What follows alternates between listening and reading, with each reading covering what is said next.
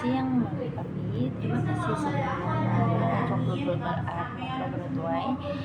Boleh saya tahu tujuan Mami Papi datang ke Global Art ini untuk apa ya? Oke, baik Mami Papi, sebelum menjelaskan mengenai Global Art itu apa, izinkan saya memperkenalkan diri terlebih dahulu. Perkenalkan, nama saya Miss kami semua bisa dipanggil Miss ataupun Mister. Jadi seperti itu Mami Papi.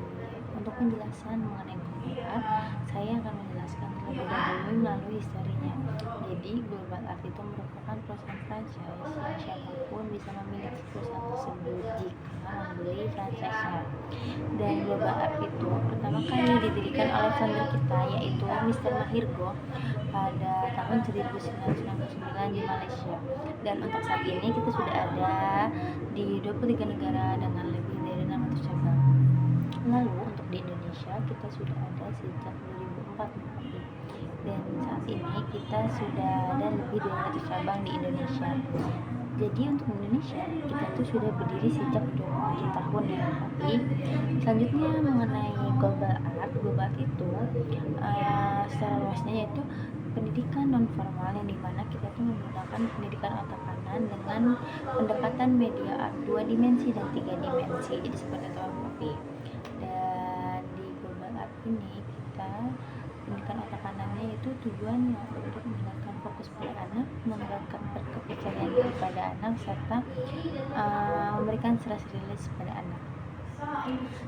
Kita di Global Art kita tuh ada 2 program, yaitu core program dan attachment program. Untuk core program itu kan namanya visual art. Jadi visual art ini merupakan proses teknik menggambar dan mewarnai dengan menggunakan konsep ide cerita dari anak itu. Jadi nantinya tuh di dalamnya terdapat level-level sesuai dengan kemampuan anak pada usianya. Lalu selanjutnya itu ada yang namanya Entertainment Program. Entertainment Program itu adalah program tambahan. Kita tuh ada yang namanya 2 dimensi dan 3 dimensi. Untuk di 3 dimensi kita tuh ada yang namanya Jiplay dan Craft, terus ada Cultural Art dan Deco Art. Sedangkan kita di 2 dimensi ada yang namanya kartun, comics, dan acrylic painting. Nah, tujuan dari 2 dimensi dan 3 dimensi tadi yaitu untuk menuangkan kreativitas anak melalui teknik menggambar dan mewarnai. Lalu tujuan salah satunya di program itu tujuannya untuk meningkatkan kepercayaan diri, meningkatkan fokus, dan memberikan stress pada anak.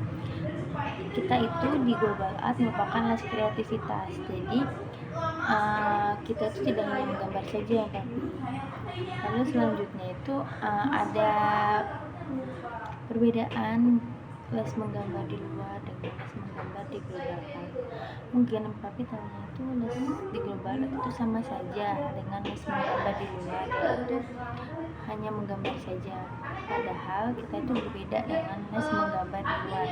Untuk les menggambar di luar itu perbedaannya dari tujuannya saja kita sudah berbeda, yaitu kalau di les menggambar di luar tujuannya hanya untuk meningkatkan kemampuannya dalam menggambar dan mewarnai saja. Sedangkan di Global Art itu kita tujuannya itu untuk mempersiapkan anak agar nantinya mereka siap untuk memasuki dunia kreativitas industri. Jadi seperti itu Papi. Lalu untuk yang kedua ini dari aliran seni. Dari aliran seninya itu untuk les menggambar di luar biasanya menggunakan 2 aliran seni saja, yaitu aliran seni fan art dan aliran seni realis. Untuk tujuannya fan art itu hanya untuk menyenangkan pelukisnya saja. Sedangkan untuk realis itu kita itu menggambar menyerupai bentuk aslinya. Jadi kita buat semirip mungkin, senyata mungkin dengan bentuk aslinya. Karena point of interest dari seni realis itu semakin mirip dan semakin nyata, maka semakin tinggi nilai value-nya. Sedangkan kita itu di Global Art menggunakan yang namanya aliran seni komersial art, yang dimana kita tuh memiliki nilai ide jual dan kita tuh mengedepankan konsep. Jadi semakin kreatif, semakin inovatif, dan semakin off the book, maka semakin tinggi juga nilai value-nya. Contohnya, contoh dari komersial itu yaitu pada buah apel yang ada di logo iPhone. Nah, di logo iPhone itu kan ada konsep buah apel, tetapi dia tidak memiliki warna dan tidak terlihat 3 dimensi. Justru itu terlihat tampak menarik karena apa konsepnya, yaitu konsep gigitan pada apelnya tersebut. Jadi seperti itu Papi untuk penjelasan mengenai komersial art. Itu itu mengedepankan ide jual dan mengedepankan nilai konsep, ide konsep, maaf tapi selanjutnya itu ada namanya teknik. Untuk teknik les menggambar di luar itu menggunakan 2 teknik saja, yaitu teknik mewarnai dengan benar, teknik menggambar dengan benar serta teknik mewarnai dengan benar.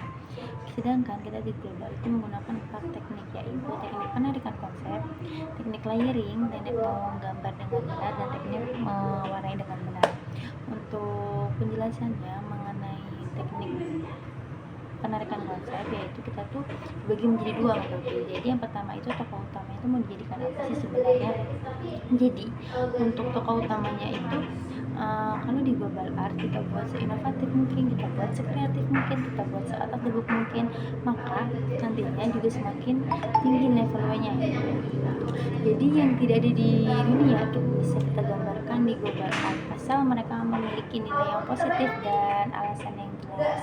Lalu selanjutnya itu ada namanya penarikan ide cerita, yaitu atau bisa kita sebut my story. Lalu selanjutnya kita masukkan ke penarikan konsep, ke teknik layering, lalu selanjutnya teknik menggambar dengan benar dan teknik mewarnai dengan benar. Jadi seperti itu penjelasan mengenai beberapa perbedaan les menggambar di luar dengan les menggambar di global art.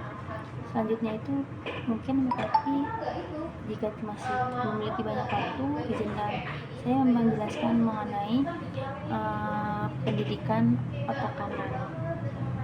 Apakah bisa tapi Oke, baik. Jadi itu untuk pendidikan otak kanan kita itu di global art masuknya les kreativitas karena kita menggunakan pendidikan otak kanan. Sedangkan untuk pendidikan otak kiri itu biasanya masuknya ke akademik, seperti kita dari TK hingga kuliah kita selalu menggunakan namanya otak kiri, itu seperti belajar menghitung, menghafal, bahasa, dan menulis. Jadi seperti itu yang pelajari. Sedangkan di luar negeri, khususnya di negara maju, mereka itu lebih mengedepankan yang namanya pendidikan otak kanan terlebih dahulu. Karena apa? Karena mereka menganggap bahwa pendidikan otak kanan itu merupakan fondasi awal bagi anak-anak mereka sebelum memasuki yang namanya pembelajaran akademik atau dunia akademik. Jadi seperti itu. Contohnya gini yang pelajari. Contohnya itu di negara Jerman. Kita tahu kan negara Jerman itu anak usia 3 tahun baru diajarkan yang namanya belajar menghitung dan mohon maaf nih tapi seperti ada salah penjelasan dari saya. Jadi di Jerman itu untuk anak kelas 3 SD itu baru diajarkan yang namanya menghitung, menghafal, menulis, membaca. Jadi seperti itu. Tujuannya yaitu mereka itu membuat anak-anak supaya mempelajari pembelajaran pendidikan otak kanan terlebih dahulu. Tujuannya yaitu untuk mensupport pendidikan otak kiri, karena otak kiri itu biasanya membutuhkan yang namanya fokus yang bagus, kepercayaan diri yang bagus, kestabilan atau penyaluran emosional yang bagus, atau yang biasa kita sebut dengan stress release. Jadi seperti itu. Bedanya kalau di Indonesia itu yang seperti saya bilang tadi, kita tuh di TK, dari TK hingga SD kita tuh udah dipas untuk harus bisa semua itu seperti menghitung, membaca, menghafal, dan menulis. Karena biasanya itu kita dituntut seperti itu, karena di Indonesia kita itu tidak disediakan yang namanya pendidikan otak kanan terlebih dahulu. Oleh karena itu makanya di les yang ada di Indonesia seperti bimbel itu tampak lebih ramai, lebih subur, dan lebih berkembang, karena anak-anak mereka itu tidak bisa mengikuti pembelajaran yang ada di sekolah karena fokusnya kurang bagus dan kepercayaan dirinya juga kurang bagus. Seperti itu nanti. Oleh karena itu jika Pampi ingin melihat beberapa review di Google mengenai pentingnya global art bagi anak-anak mereka yang telah bergabung, bisa melihat tersebut. Banyak orang tua yang menganggap global art itu penting karena setelah anak-anak yang mengikuti les kreativitas di global art ini, anak-anaknya tuh memiliki fokus yang lebih bagus, kepercayaan dirinya juga lebih bagus, dan memiliki stress release juga. Jadi seperti itu. Tapi jika penjelasan saya kurang jelas, mohon maaf, dan jika ingin tanyakan kembali bisa ditanyakan lagi. Terima kasih ya Papi. Selamat siang.